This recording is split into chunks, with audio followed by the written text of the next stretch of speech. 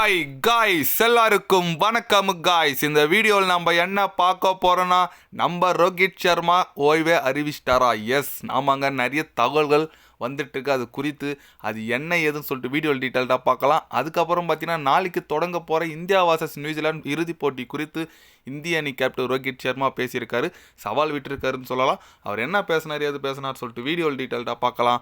அதுக்கு முன்னே நீங்கள் நம்ம சேனலுக்கு புதுசாக வந்திருந்தீங்கன்னா ஒரே ஒரு சப்ஸ்கிரைப் மட்டும் பண்ணிவிட்டு வாங்க, வீடியோக்குள்ளே போகலாம். முதல்ல ரோஹித் சர்மா என்ன பேசினாருன்னு நம்ம பார்த்துடலாங்க.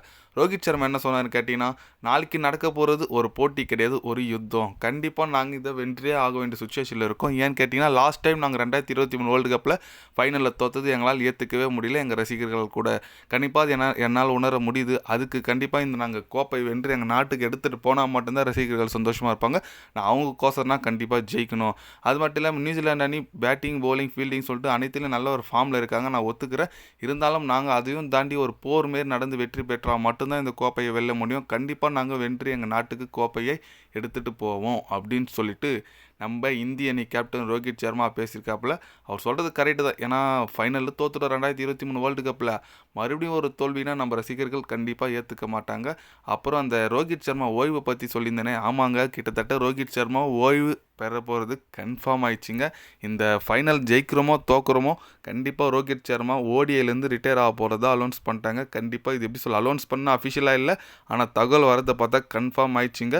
விராட் கோலி மட்டும் கொஞ்ச நாள் விளையாட போகிறாராம். நம்ம ரோஹித் சர்மா கன்ஃபார்ம் ஓய்வு அறிவிக்க போகிறாரு. இது எப்படி சொல்கிறது, சண்டே ஒரு பிக் டேன்னு சொல்லாங்க. ஏன்னா ரோஹித் சர்மா ஃபேன்ஸுக்கு இப்போ தான் T20 வேர்ல்டு கப் அடித்து கொடுத்து உடனே ரிட்டையர்மெண்ட் அலௌன்ஸ் பண்ணாங்க.